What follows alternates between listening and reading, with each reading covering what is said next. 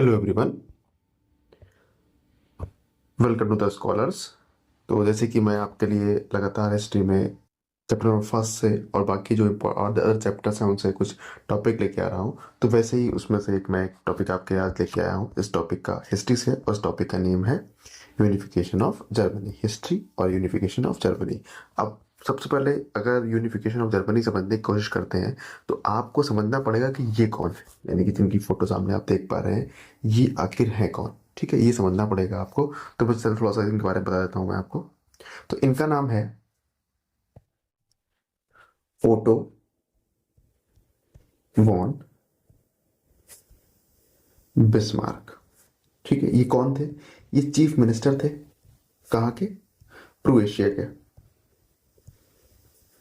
और इनके बारे में हम लोग क्यों पढ़ रहे हैं, इनका फोटो क्यों लगाया हुआ है यहाँ पे? क्योंकि इनका बहुत बड़ा रोल था। जो या जर्मनी का जो यूनिफिकेशन है उसमें बहुत बड़ा रोल था इनका। काफ़ी इन्होंने जितना काम किया है, यानी कि पूरे जर्मनी को लेके इसे कैसे यूनिफाइड करना है, कैसे यूनिफाई करना है, उस सारा काम किसने किया था? बहुत डिप्लोमेटिक, बहुत ज़्यादा डिप्लोमेटिक तरीके से ओटो वॉन बिस्मार्क ने किया था। चलिए आगे बढ़ते हैं हम लोग इसके बारे में, और अभी जरा मैप पे समझने की कोशिश करते हैं किस तरीके से क्या हुआ। ठीक है, ध्यान से थोड़ा दीजिएगा यहाँ पे, मैं समझाने की कोशिश करता हूँ आपको। ठीक है, देखिए जी, इतना जो एरिया देख रहे हैं आप, ये सारा एरिया क्या है? ये जर्मनी का एरिया है। ठीक है, ये क्रोएशिया, यानी कि जहां से बिस्मार्क आते हैं। बिस्मार्क यहाँ के चीफ मिनिस्टर थे और बहुत डिप्लोमेटिक इंसान थे वो। ठीक, तो यानी कि जो इतना ब्लू वाला एरिया देख रहे हैं आप, ये ये वाला और ये वाला ब्लू वाला एरिया, ये सब किसके अंडर में था? ये सब प्रोएशिया के अंडर में था। यानी कि ये यहाँ पे भी डोमिनेंस प्रोएशिया का था और यहाँ पे भी डोमिनेंस प्रोएशिया का था। ठीक है, अगली समझने की कोशिश करते हैं। ये वाला येलो वाला एरिया देख रहे हैं, यहाँ पे लिखा हुआ है, देखिए जो येलो वाला देख रहे हैं, conquered by Prussia in Austria Prussia war, यानी कि 1866 में एक वॉर हुआ था। इसमें क्या था, यानी कि इस इलाके में भी क्या हो गया था? प्रोएशिया का डोमिनेंस हो गया था। यानी कि वहां पे प्रोएशिया की बात जो कही जाएगी उसको वहां पे मतलब मानना पड़ेगा या फिर मानी जाती थी। ठीक है, अगला देख लीजिए, ऑस्ट्रियन टेरिटरीज, यानी कि ये जो ए वाला एरिया बात कर रहे हैं ये ऑस्ट्रियन टेरिटरीज है, इसके बारे में बात नहीं करेंगे हम लोग। Join with the Prussia to form German confederation. ये देखिए, ये जो स्टेट देख रहे हैं आप, ये वाले, इन सबसे बात करनी थी कि आप क्या करिए, जो जर्मनी हम बना रहे हैं, यानी कि यूनिफिकेशन जर्मनी कर रहे हैं, आप हमारे साथ आ जाइए और हम सब लोग क्या करते हैं, मिलकर बनाते हैं क्या? जर्मनी। ये देखिए अगला क्या है, ये वाला कलर देखिए, ये वाला south German state joining with the Croatia to the German empire, यानी कि ये इस एरिया से ही बात करनी पड़ी थी बिस्मार्क को कि आप हमारे साथ आ जाइए और हम क्या कर रहे हैं, हम एक जर्मनी बना रहे हैं, यानी कि जो आसपास का एरिया है उन सबको मिला के क्या कर रहे हैं, हम जर्मनी बना रहे हैं और इस तरीके से साथ में जाइए। तो यानी कि समझ लीजिए यहाँ से चीज़ें शुरू होती हैं, ये प्रोएशिया जो है, उसके बाद ये सब यानी ये कवर करते हुए, सारा कवर करते हुए क्या करते हैं, सब मिलाने के बाद क्या बनाते हैं? जर्मनी बनाते हैं। ठीक है, समझिए कुछ पॉइंट्स हैं इसके बारे में जो मैं आपको लिखवा देता हूँ। देखिए सबसे पहले तो आपको ये समझना पड़ेगा कि कब से कब तक चलता है, यानी कि ये जो यूनिफिकेशन है, ये जो यूनिफिकेशन है 1860, एक मिनट, 1871 तक चलता है।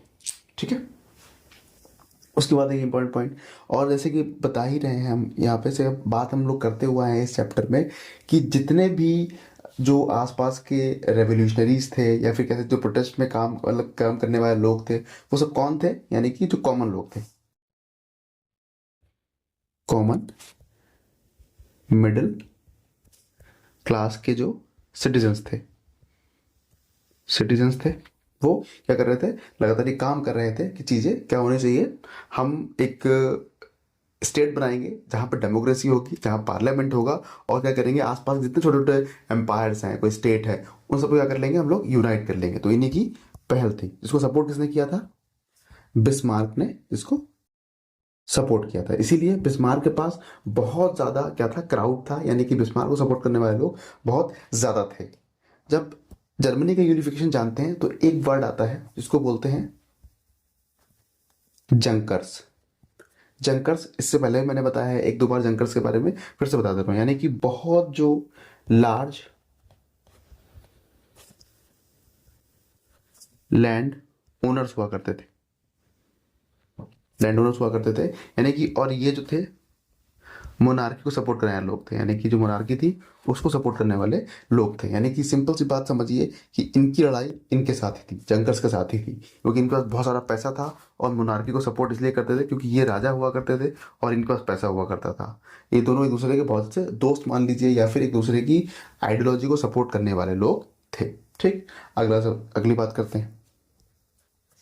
फिर होता क्या है, यानी कि जो इनका यूनिफिकेशन का जो स्ट्रगल होता है, काफ़ी लंबा स्ट्रगल है, यानी कि लगभग 5 साल का स्ट्रगल हो जाता है इसके अंदर। उसके बाद समझिए जो बिस्मार्क होते हैं बहुत ही डिप्लोमेटिक तरीके से,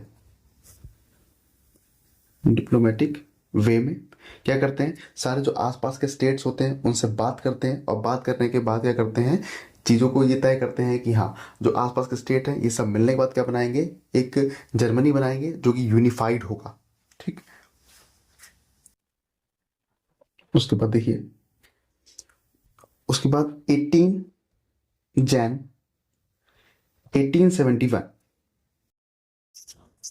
तो क्या होता है, यानी कि जो यूनिफिकेशन होता है, यूनिफिकेशन ऑफ जर्मनी क्या हो जाता है, ये कंप्लीट हो जाता है। और उसके बाद अगला फोटो दिखाते हैं भाई आपको, देखिए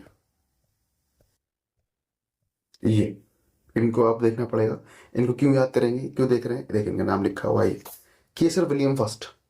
केसर विलियम फर्स्ट क्या करते हैं, यानी कि बिस्मार्क पहले चीफ मिनिस्टर रहते हैं क्रोएशिया के, वो खुद लीड चीज़ों को लीड करते हैं, लेकिन खुद वो राजा नहीं बनते हैं या फिर खुद किंग नहीं बनते हैं, तो इनको बनाया जाता है, ये जो साहब दिखाई पड़ रहे हैं इनको बनाया जाता है।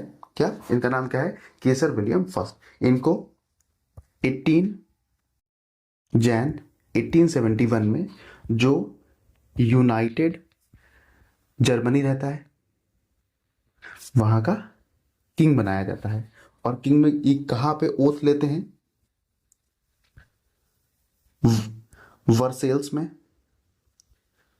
वर्सेल्स में जो है palace of Versailles, palace of